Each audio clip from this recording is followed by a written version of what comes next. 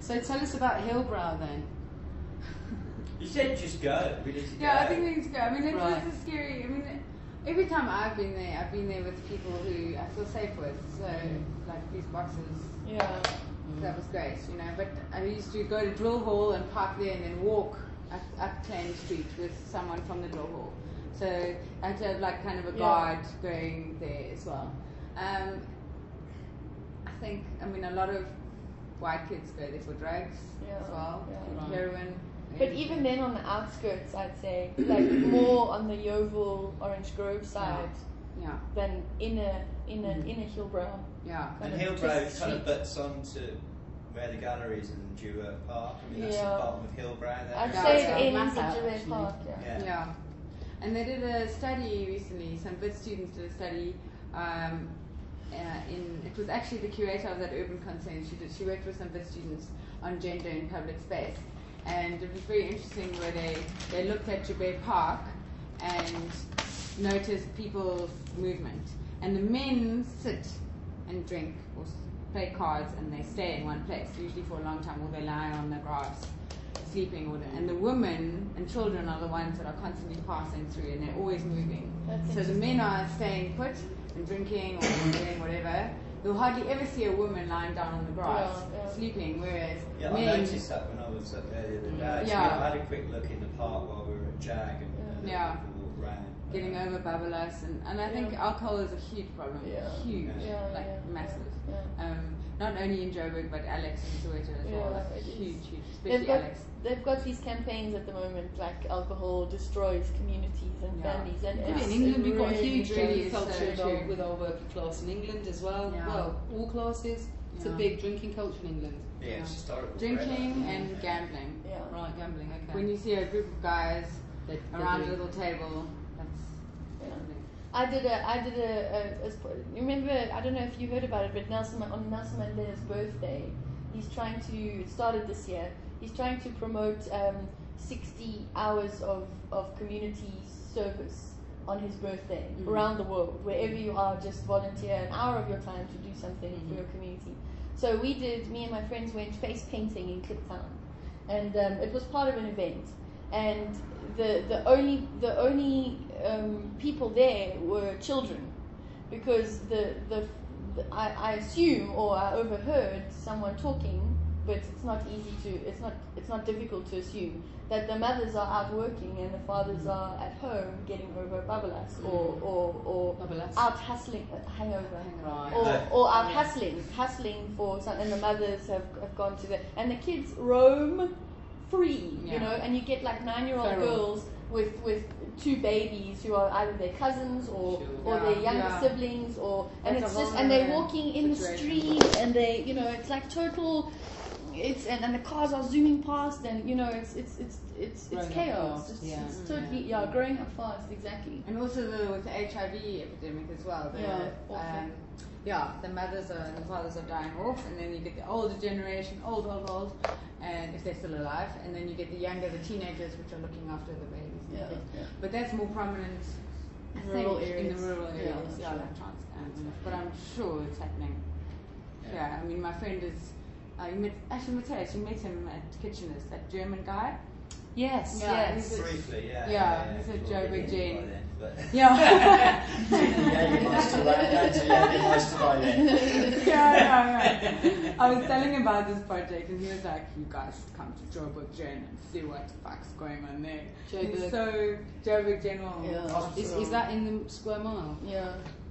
Must? Yes, it is. That's where I was born. That's where my grandfather died 2 years ago. I was born there as well. Yeah. Were you? Oh, there you go. But he says like the amount of HIV positive people that come, I mean, it's like almost 100%. It's just like, yes, you know. It's just, and they can't give them any. They don't even have antiretrovirals. I don't think. They just. Well, there's been this huge campaign to get them cheaper and stuff, isn't it? They're just giving something to like temporary, relief. He's got an aspirin. Exactly. I think they're all actually connected, maybe. I mean, no, they must be. What? The unemployment, everything. But there was a lot of research. I don't know if it was biased or not, but there was this thing about, fucking a virgin. Yes. And all of that, you know, And a child, a baby. tribal A stuff baby. and that. Pardon? A baby. Yeah. It was hectic. Because they're pure and they can remove your sins or whatever. Impurities, yeah. Yeah, religion is a fuck up. Okay. Yeah. If we're gonna go. Yeah, if we're gonna go, and that's connected to the drinking, to the misogyny, to I think the tradition.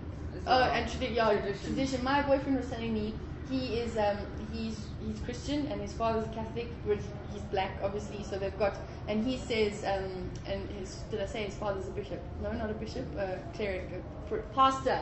The word. and his father believes that there's a huge problem with a mix of paganism and religion in Joburg, because sometimes they are mutually exclusive. You know, there's things that can't reconcile, and I think that's maybe, I haven't talked to enough people about this, but he believes that that's a major cause of internal conflict, especially I assume between inside black men. You know, with all these roles, traditional roles, and then and then maybe religious role. I don't know. Maybe that would be interesting to explore. Certainly, the artist we hoping to work with in Kenya, Mbuthie.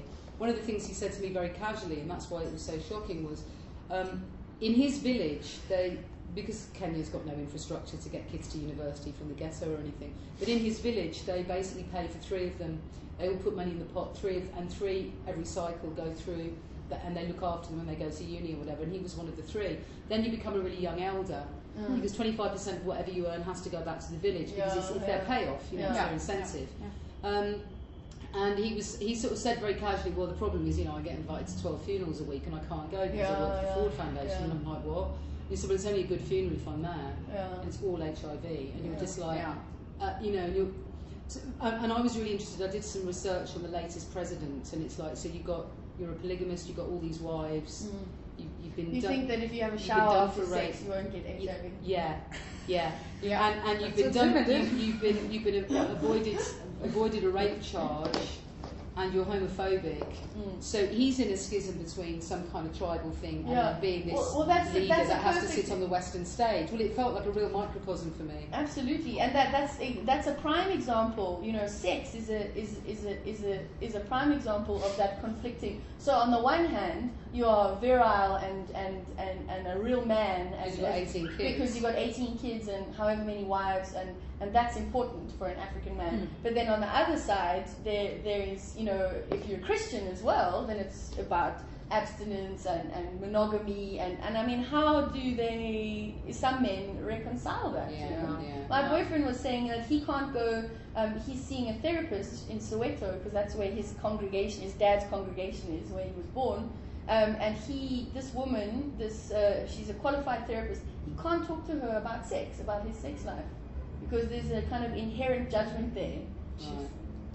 So on the one hand, he's this young man who's having sex, and on the other hand, it's something to feel guilty and out of place about, the feeling of being out of place and not in your own skin, and confused in a city where there's just an explosion of all of this.